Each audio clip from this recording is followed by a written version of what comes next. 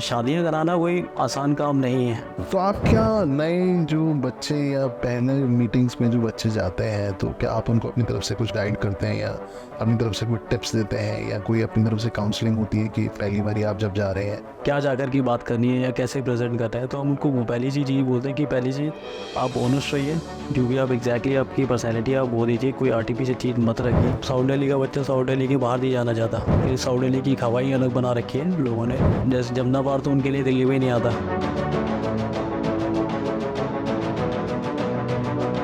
नमस्कार, मेरा नाम Somnath. Welcome to the new episode of Psychoran talks. और आज हमारे साथ हैं a very young and dynamic match maker from Psychoran matrimonials, mister Umesh Rathore. Umesh ji, बहुत बहुत स्वागत है आपका। Thank you Somnath ji. उमेश जी, थोड़ी अपनी जर्नी के बारे में बताएं। आप इतने यंग हैं, इस प्रोफेशन में कैसे आए, साइकोरन के साथ कितना टाइम हो गया, थोड़ा कुछ हमारे दर्शकों के लिए। तो मैं आपको बताना चाहूँगा कि मुझे साइकोरन में तकरीबन 12.5 साल हो गए। 12.5 साल हो गए। 12.5 साल यंग लगते हैं। हाँ, तो जो एक्सपीरियंस रहे काफ़ी अच्छे रहे। फैमिली से मिलना, उनको समझना, उनकी सारी चीज़ें, उनकी चॉइसेस को समझना, फिर उनके लिए काम करना, एक अलग ही लेवल रहता है। वो काम करके मज़ा आना, फिर जब रिश्ते डन होते हैं तो और ज़्यादा मज़ा आता है। फैमिली से ज़्यादा हमें अच्छा लगता है, तो बहुत ही अच्छा एक्सपीरियंस रहता है वो जब हम किसी सक्सेस पे पहुँचते हैं। तो उमेश जी, जब आप यंग थे, जब आपने इस प्रोफेशन को चूज़ किया, उस वक्त आपके पास कैरियर के बहुत सारे ऑप्शंस थे, तो आपने मैच मेकिंग को ही क्यों चूज़ किया? तो ऐसा कोई टारगेट कभी सेटल नहीं था कि मेरे को कुछ और फील्ड करना है या मतलब इसमें आना है, साइकोरन में या मैच मेकिंग में आना है। लेकिन हाँ, मुझे जब मेरी ये फर्स्ट जॉब थी तो मैंने जो यहाँ की जो ओनर है मिसेस रश्मि कपूर, जो MD हैं, वही मेरे को इस फील्ड में लेकर गया है। तो अच्छा, हाँ, ओके। हाँ, उन्होंने सपोर्ट किया। फिर यहाँ के जो सीनियर्स थे उन्होंने काफ़ी सपोर्ट किया। अच्छा। तो सबने बहुत चीज़ें सिखाई। उनके साथ जाते थे हम लोग अपॉइंटमेंट पे, फैमिली से मिलना, किस तरीके से बात करते हैं, कैसे फैमिली को समझते हैं, उनकी जो भी क्वेरीज रहती है फैमिली की रिगार्डिंग जो बच्चों के लिए रिश्ता देखते हैं, ओके। तो उनको बहुत बारीकी से समझते थे। ओके। और हर चीज़ को जैसे उनको विज़िट करना, ओके। उनका लाइफ स्टाइल समझना, तो वो सारी चीज़ें देखने के बाद ही हम लोग किसी फैमिली को रेकमेंड करते हैं उनकी चॉइस के हिसाब से रिश्ते। तो उमेश जी, किस टाइप के क्लाइंट्स को आप डील करते हो, थोड़ा व्यूअर्स को बताना चाहें? अब क्लाइंट एक्चुअली सभी तरीके के हमारे पास क्लाइंट्स आते हैं, क्लाइंट जाती है। जैसे कि प्रोफेशनल भी हैं, फिर बिजनेस क्लास भी हैं, फिर हाई एंड इंडस्ट्रीज फैमिली भी हैं जिनके लिए हम लोग काम करते हैं। जैसे फार्मा हो गए, स्टील हो गए, और हॉस्पिटैलिटी हो गई। फिर काफ़ी सारे हॉस्पिटल्स हैं बड़े बड़े जिनके लिए हम लोग काम कर रहे हैं। ओके जी। और सेलिब्रिटीज़ के लिए भी नाम करता काफ़ी सेलिब्रिटीज़ हैं, क्रिकेटर हैं, इंडियन क्रिकेटर्स के लिए भी हम लोग काम कर रहे हैं। है, इससे भी काम कर रहे हैं। तो हम अपने इस पॉडकास्ट में काफ़ी सारी बात करेंगे कि सेलिब्रिटीज़ की क्या चॉइस होती हैं, क्रिकेटर्स की क्या चॉइस होती है, या आइडियल एक बिजनेस फैमिली, इंडस्ट्रीज फैमिली की चॉइस होती है। बड़े डिटेल में उसको हम एड्रेस करने की कोशिश करेंगे। तो नॉर्मली जब आप किसी से मिलते हैं या किसी से आप जब मिलने जाते हैं, तो आपके क्या क्या पॉइंट्स होते हैं जो आप नोट करते हैं या आप अंडरस्टैंड करने की कोशिश करते हैं? एक्चुअली जब भी हम किसी फैमिली से मिलने जाते हैं, सिंपल सी चीज़ें, हम लोग पहले उनका लाइफ स्टाइल तो पता ही चल जाता है जब हम किसी के घर में इंटरव्यू जाते हैं। हाँ, विजिट करते हैं फर्स्ट ऑफ ऑल। ओके। फिर फ़ोन पे इंटरेक्ट करना, सब चीज़ें समझना, फिर उनकी चॉइस को समझना, और एक घर बार देखना वो नहीं हो पाता जब तक आप किसी से पर्सनली नहीं मिलोगे। ओके। उनको जानोगे नहीं, समझोगे, उनकी चॉइसेस को नहीं समझोगे। ओके। और सोमनाथ जी, हमने चॉइसेस भी ना 2 पार्ट में डिवाइड किए हुए हैं कि एक तो वो है कि हम लोग कहाँ पे किस किस मार्जिन पे कॉम्प्रोमाइज़ कर सकते हैं। अच्छा। और एक पॉइंट वो आता है कि हम लोग इस पॉइंट पे बिल्कुल कॉम्प्रोमाइज़ नहीं करेंगे। तो उसके अकॉर्डिंग ही हम लोग काम करते हैं फैमिलीज़ के लिए। तो आप जब किसी से मिलते हैं तो आप बच्चों से मिलते हैं, परिवार से मिलते हैं, सभी से मिलते हैं, कैसा कैसा रूटीन रहता तो हम लोग पूरी फैमिली से मिलते हैं। ओके। ताकि एक क्लियर आइडिया हो जाए अबाउट द फैमिली बॉय के बारे में। तो सारी इन्फॉर्मेशन हम लोग ले लेते हैं, और फिर उसके बाद ही डिटेल जब आप लेते हैं तो उसमें क्या क्या चीज़ें इंपॉर्टेंट होती हैं जो match maker point of view, जैसे आप हो गए मैच मेकर, आपका फिर आपको लड़की या लड़के वालों को उनके बारे में बताना भी है, तो कौन कौन से एस्पेक्ट ऐसे होते हैं जिसको आप बहुत बारीकी से समझने की कोशिश? एक तो देखो, सिंपल बायोडाटा ही हो गया सर, ये हाइट, क्वालिफिकेशन, ब्लड ग्रुप, जो भी हम चीज़ ले सकते हैं फैमिली के बारे में। एजुकेशन वाला पार्ट हो गया, अभी वर्किंग है, बिजनेस में तो किस चीज़ में। ओके। तो एक बड़ा क्रूशियल पार्ट आता है जो कि मैंने आपको ऑलरेडी बता चुका हूँ कि जो चॉइसेस होती हैं, ओके, जो क्राइटेरिया होते हैं फैमिली के, तो वो हम लोग लेते हैं। तो उसमें सारी चीज़ें हम लोग फैमिली से डाउनलोड लेते हैं कि आप एग्जैक्टली क्राइटेरिया जब हम बात करते हैं या डिफाइन करते हैं, तो क्राइटेरिया में मेन फोकस किन किन चीज़ों के ऊपर होता है? वो डिपेंड करता है फैमिली के ऊपर कि अगर अच्छा, हर फैमिली यूनिक होती है, हाँ। उनकी एक्सपेक्टेशन अलग होती है। कई लोग लुक्स, एजुकेशन, फाइनेंस, घर बार, ओके, ये सारी चीज़ें देखते हैं, कॉम्बिनेशन देखते हैं। कई लोगों को एजुकेशन भी फोकस होता है, कई लोगों को लुक्स इतने मैटर नहीं करते, दे वांट कि भाई एजुकेशन अच्छी है, सब चीज़ बहुत बढ़िया, तो हम लोग उसमें बढ़ सकते हैं। अच्छा मुझे ये बताएं, जैसे जब कोई क्लाइंट आपके पास आता है तो वो अपनी एक्सपेक्टेशंस लेकर के आता है, तो ऐसे कौन कौन से पॉइंट्स होते हैं जिसके ऊपर वो बिल्कुल कॉम्प्रोमाइज़ नहीं करता? जैसे एक चेक बॉक्स है आपका जिसमें एक ब्यूटी का क्वेश्चन है, फाइनेंसेस का क्वेश्चन है, कास्ट का क्वेश्चन है, हॉरोस्कोप का क्वेश्चन है, तो ऐसी कौन सी चीज़ें जिस पे वो हमेशा मैक्सिमम नंबर लोग उस पर टिक करते ही करते, उस पर कोई कॉम्प्रोमाइज़ नहीं करते? ऐसे कोई पॉइंट्स आप शेयर करना चाहें? देखिए, ऐसा होता है कि हमारे पास जो टिक बॉक्स होते हैं ना, जो फैमिलीज अपने अपने पैरामीटर्स देती है, जैसे बिजनेस का, अपने ओके, प्रोफेशनल हो गए, हाँ, तो उसमें ज़्यादातर फैमिली अपना स्टेटस देखती है ओके, कि जैसे कोई प्रोफेशनल है तो उसका मेन क्राइटेरिया होगा एजुकेशन का, ओके, उसको फिर थोड़ा फाइनेंशियल भी चाहिए, और Okay. जहाँ पे ये फैमिली रह रही है, ओके, लाइक अगर फैमिली साउथ दिल्ली में रहती है तो उसके कुछ पॉकेट्स होंगे कि मेरे को साउथ दिल्ली के सराउंडिंग या आसपास ही कोई रिश्ता चाहिए। अच्छा। तो और कोई पॉइंट जिसको आप हाईलाइट करना चाहेंगे? लोग आजकल इसके बारे में बिल्कुल बाकी देखो, तो जब फैमिली के हम लोग जब क्राइटेरिया मैच करते हैं तो हम लोग 70-80% फैमिली के क्राइटेरिया को मैच करके ही उनके स्टेटस के हिसाब से फैमिली उनको कैटर करते हैं सब। मनीष जी, आपके पास ऐसे क्लाइंट्स आते हैं जो कहते हैं कि ब्यूटी पे मेरे को बिल्कुल कॉम्प्रोमाइज़ नहीं करना, या ऐसे भी लोग आते हैं कि ब्यूटी मैटर नहीं करती, हमको बाकी चीज़ें मैटर करती हैं? सुन रही, देखो, दो टाइप की फैमिली आती है मेरे पास। एक इस टाइप की कि भाई एक नहीं बायोडा, हमने आज सपोज किसी का आज हमने प्रोफाइल शेयर किया किसी को, ओके, तो उन्होंने देखा आधे घंटे में और मना कर दिया बिकॉज ऑफ लुक्स।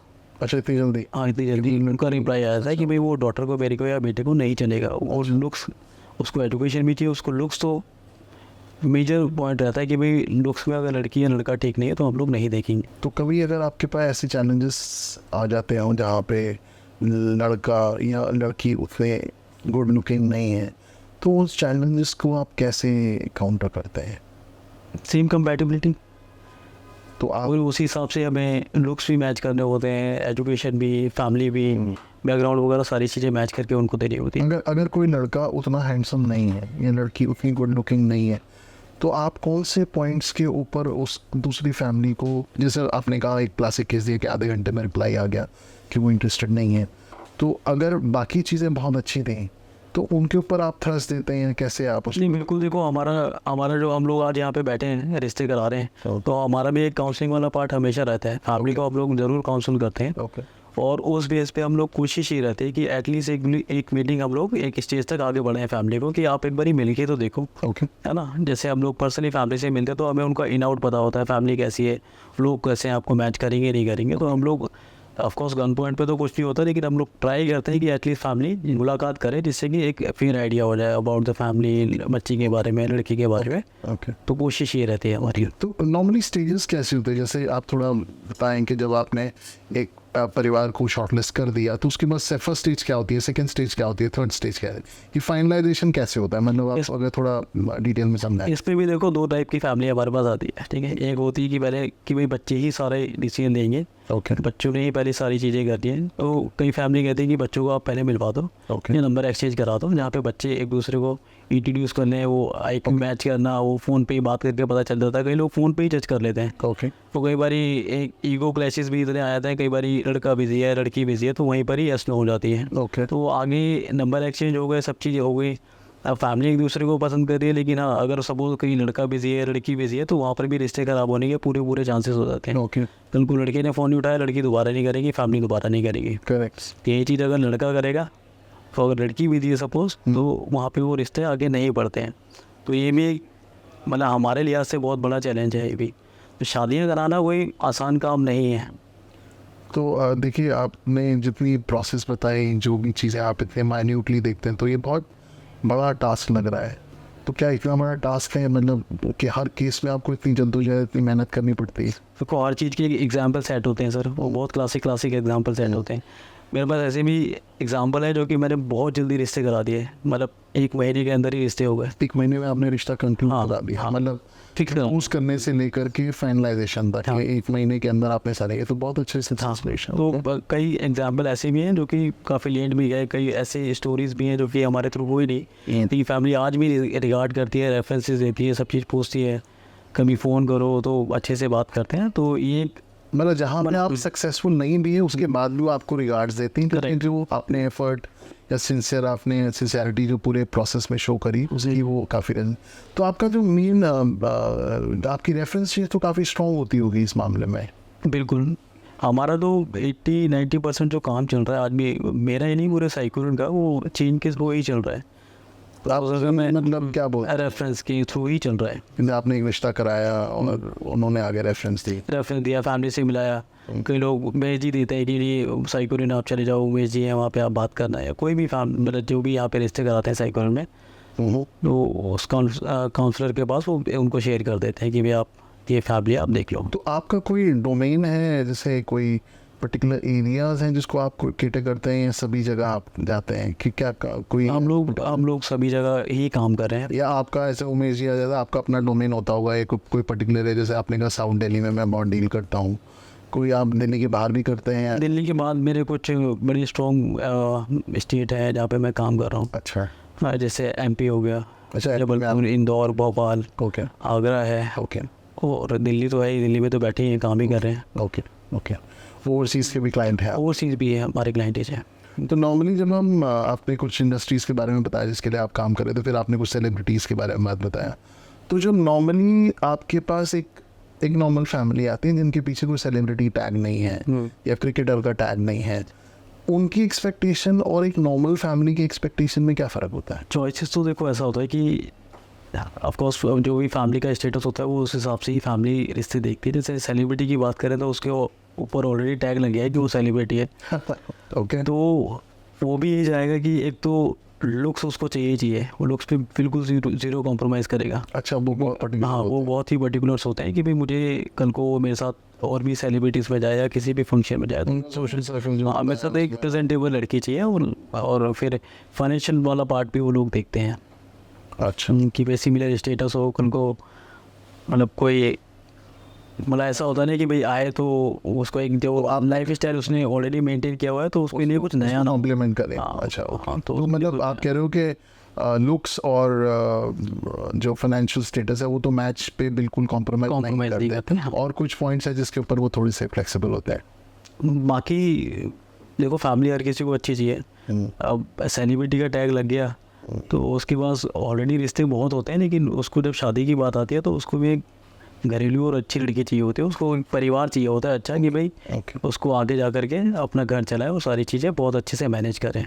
तो उसको लुक्स, ओके, घर परिवार सब चीज़ एक शादी मटेरियल चाहिए होती है। ठीक है, तो जैसे आपने अभी बात करी एक इंडियन क्रिकेटर की जिसके लिए आप काम कर रहे हैं, तो क्या ऑफ कोर्स तो हम ये जानना चाहेंगे कि उनकी भी एक्सपेक्टेशन यही है कि उसमें थोड़ी सी वेरिएशन है? थोड़ी सी वेरिएशन है, उसको उनको जो रिश्ता चाहिए वो बिल्कुल, लड़की उसको सिंपल चाहिए, कोई भी ऐसी वो नहीं चाहिए तेज़ तर्रार की भी कल को वो आए और घर को, मतलब जैसे उनकी वर्डिंग है मैं एग्जैक्टली वही बता रहा हूँ, उनको बहुत ही डाउन टू अर्थ और ऐसी टाइप की लड़की चाहिए। ओके, फाइनेंशियल स्टेटस बहुत ना हो तो बहुत कम भी ना हो। अच्छा, वो उसमें वो हाँ मैरिज कर लेंगे। हाँ, ओके, सॉरी, तो उस टाइप की उनकी चॉइस है, क्योंकि लड़का खुद एक्चुअली उसने भी काफ़ी टाइम से मेहनत करी है। ओके, मैं नाम नहीं लूँगा किसी का, लेकिन जो लोग नीचे से ऊपर उठते हैं तो उनकी वो बहुत हम्बल होते हैं, डाउन टू अर्थ होते हैं, तो उन आपसे वो होते हैं, ठीक है। तो उस हिसाब से चॉइस। ओके, तो उमेश जी हम लोग बात कर रहे थे, चर्चा कर रहे थे कि जब शादियां होती हैं फाइनलाइजेशन से पहले क्या क्या स्टेज होती है, या वो कंक्लूड करने से पहले क्या क्या प्रोटोकॉल्स आप फॉलो करते हैं, जैसे कोई आया फिर उसके बाद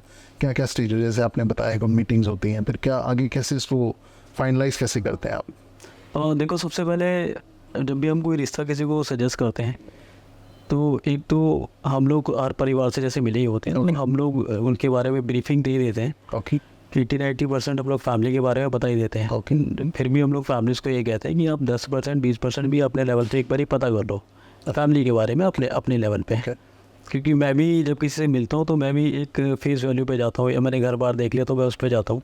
मैं इंटरनली तो मुझे नहीं पता, कल को मैं सपोज मैं अपना एग्जाम्पल लेता हूँ, मैं अपने घर से अगर निकलता हूँ तो मेरे पेरेंट्स को नहीं पता कि मैं घर से बाहर जाकर क्या कर रहा हूँ, जॉब कर रहा हूँ, नहीं कर रहा, नहीं जा रहा हूँ, नहीं जा रहा। तो इसीलिए हम लोग परिवार को ये बोलते हैं कि आप अपने लेवल पे भी एक बारी इंक्वायरी ज़रूर कराएं ओके और टाइम लें, क्योंकि शादी की जल्दी हर किसी को होती है, लेकिन जल्दबाजी ना करें तो बहुत बहुत अच्छा रहता है। ओके तो हम लोग बच्चों को टाइम देते हैं, फैमिली को टाइम देते हैं। अब बच्चों को क्या है आजकल, मतलब सब, अगर मैं किसी को भी फैमिली की सजेस्ट करता हूँ तो बच्चों का एक अलग सर्कल है, वो फैमिली में तो डिस्कस करेंगे। एक्चुअली उनका भी कोई फ्रेंड सर्कल है, कोई लड़का है, लड़की है, उसको तो भी ग्रुप में भी डिस्कस करते हैं। अच्छा तो इसीलिए बहुत ज़्यादा चैलेंजेस आ रहे हैं अभी रिश्ते मटेरियलाइज कराने के अंदर भी। तो नहीं, जैसे आपने बताया कि जो भी एक परिवार का सर्कल है और एक आपका फ्रेंड सर्कल है, तो फ्रेंड सर्कल के क्या चैलेंजेस हैं? मतलब आप थोड़ा हमारे व्यूअर्स को थोड़ा उसके बारे में जानकारी देना चाहें। सी एक्चुअली कई लोग बड़े कनेक्टेड होते हैं, सोशल मीडिया हो गया या सेम स्कूल हो गए, सेम कॉलेजेस हो गए। ओके तो अब हर किसी का एक सर्कल है, मेरा दोस्त है उसका भी एक सर्कल है, ओके कोई कहीं से पढ़ा हुआ है, तो उसको उसके बारे में कहीं ना कहीं से नॉलेज या पता ही चल जाता है, फैमिली के बारे में, लड़की के बारे में। ओके तो कुछ भी एक नेगेटिव पॉइंट अगर वो बताया था तो वहाँ पे वो फिजल आउट हो जाता है रिश्ता, वो नहीं आगे परस्यू करते उस चीज़ को लेकर के। हाँ, क्या क्या परिवार आपको आके बताता है कि ये नेगेटिव था? नहीं, उमेश जी, अब आपको भी इतने साल हो गए काम करते हुए, तो आजकल फैमिली प्रेफरेंस और पर्सनल प्रेफरेंस, इसमें कोई कॉन्फ्लिक्ट होता है क्या? जैसे कि डिफरेंसेस होते हैं, बहुत मेजर डिफरेंसेस होते हैं। अच्छा अगर आप कभी, जैसे फैमिली हमारे पास आती है तो बच्चे भी आते हैं साथ में, या हम लोग किसी के पास जाते हैं तो बच्चे भी होते हैं वहाँ पे। तो हम लोग जब फैमिली से इंटरेक्ट करते हैं तो फैमिली ही सारा अपने बारे में बताती है। सही बात। तो कई लोग बच्चे भी कई अपनी चॉइसेस को रखते हैं, लेकिन जब हम लोगों को टाइम हो जाता है, एक टाइम का महीना 2 महीने, तो हम लोग बच्चों के भी नंबर हमारे पास होते हैं, तो हम कभी पर्सनली उनको बुला करके मीट करते हैं, उनसे उनकी चॉइसेस को समझते हैं, तो काफ़ी चीज़ें बहुत डिफरेंट होती हैं।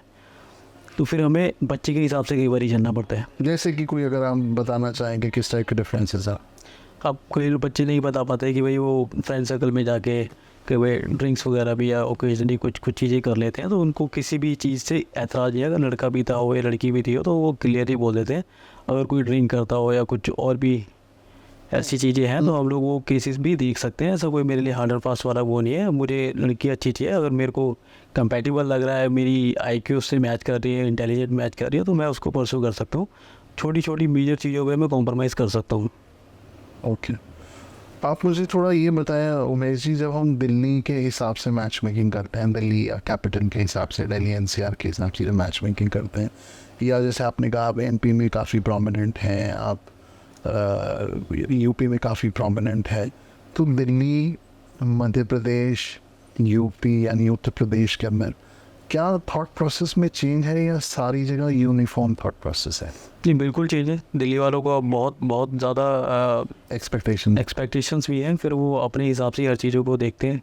ओके और जैसे दिल्ली में जैसे कुछ पॉकेट्स हैं जिनमें हम लोग काम कर रहे हैं, जैसे साउथ दिल्ली जिसको बोलते हैं, जी, तो साउथ दिल्ली का बच्चा साउथ दिल्ली के बाहर नहीं जाना चाहता। बट ऐसा क्यों है? ऐसा तो वो एक सर्कल है, एक स्टार्टिंग से इस साइड ही रहे कि साउथ दिल्ली की खवाई अलग बना रखी है लोगों ने। ओके वो जैसे जमुना पार तो उनके लिए दिल्ली में नहीं आता। अच्छा तो इस टाइप की फैमिली है जिन पे अब लोग काम कर रहे हैं, तो वो बिल्कुल ही मना कर देते हैं, रूल आउट कर देते हैं कि इसके अलावा से कोई ट्रांस यमुना से कोई रिश्ता परसू ही नहीं, मतलब देखते ही नहीं है। इन साउथ दिल्ली वाले बहुत रेयर केस होते हैं जहाँ पे मतलब फैमिली एग्री करती है कि भैया हम डॉटर को भेज सकते हैं वहाँ पे।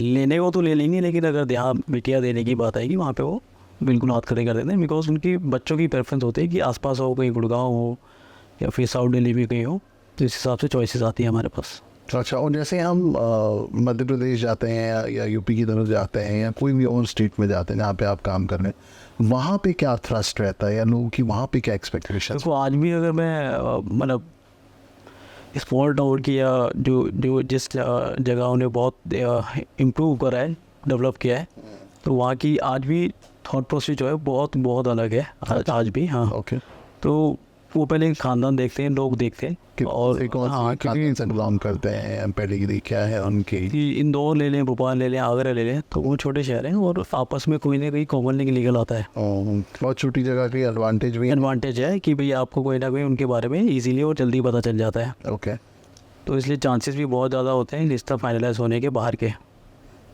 अच्छा, तो मतलब आप कह रहे हैं कि जो दिल्ली के सिनेरियो के कंपैरेटिवली अगर हम जितना दूर चले जाते हैं दिल्ली से, वहाँ पे मैच मेकिंग प्रोसेस थोड़ा और इजी हो जाता है, लोग जल्दी डिसीजन ले लेते हैं डिसीजन, हाँ, थोड़े फास्ट हो जाते हैं डिसीजन। क्योंकि उनको जो जो कॉन्फिडेंस चाहिए वो सोसाइटी दे देती है। सोसाइटी दे देती है, फिर हम लोग भी उनकी हेल्प तो करती हैं, being a professional match maker. Okay, तो ऐसे ही जो जब चैलेंजेस आते हैं, आप ऐसे भी करते हैं कि एक जैसे दिल्ली की लड़की या लड़के हैं, वो दिल्ली के बाहर बिल्कुल देखना नहीं चाहते, या उनकी भी चॉइस में बाहर के होते हैं चॉइसेस में?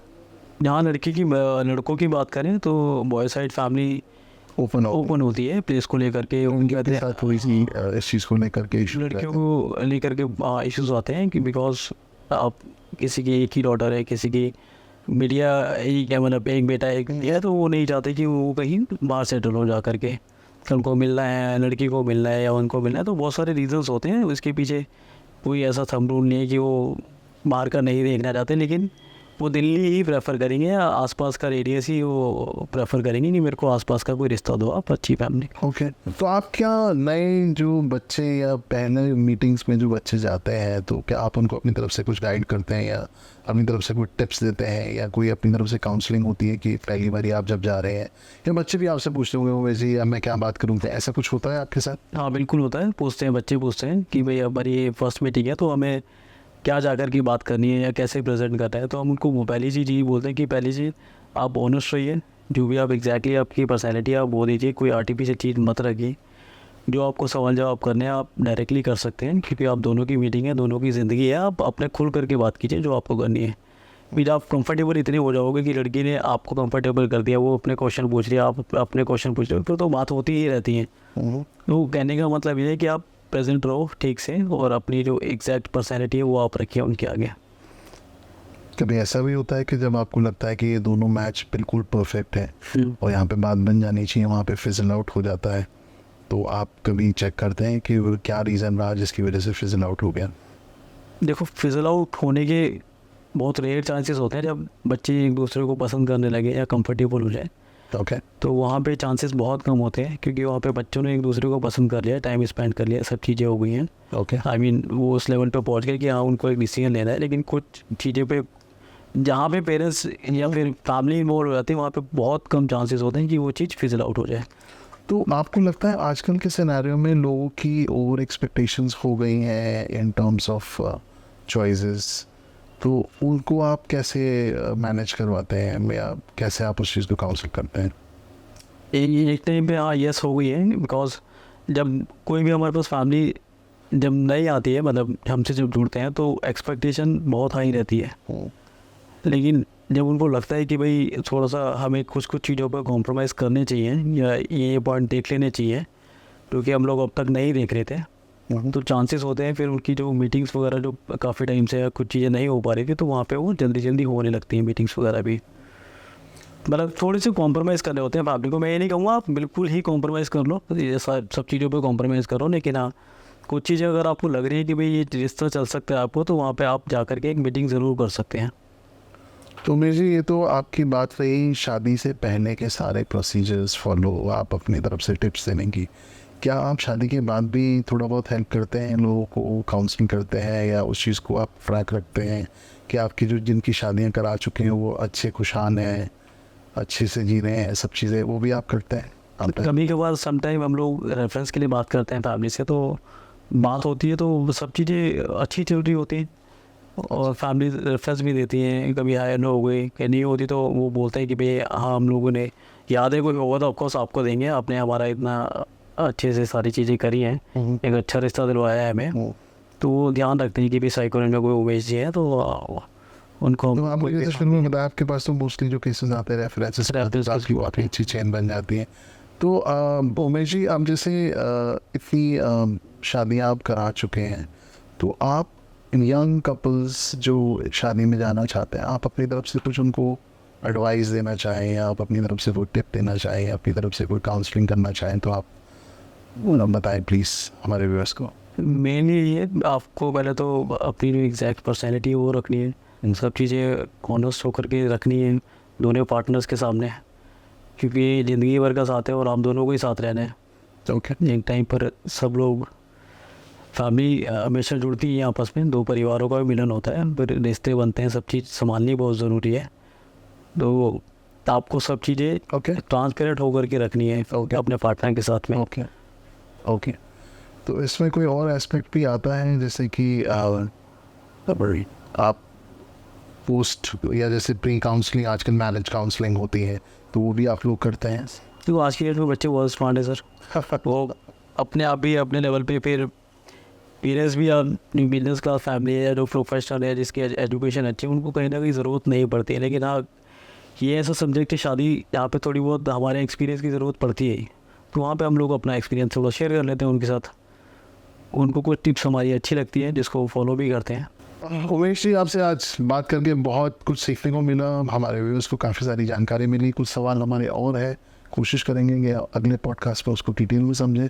Thank you so much for coming for the thank you so much. And for all the viewers, for all your matrimonial requirements, please contact Psychorian Matrimonials for the best perfect match for yourself. Thank you so much.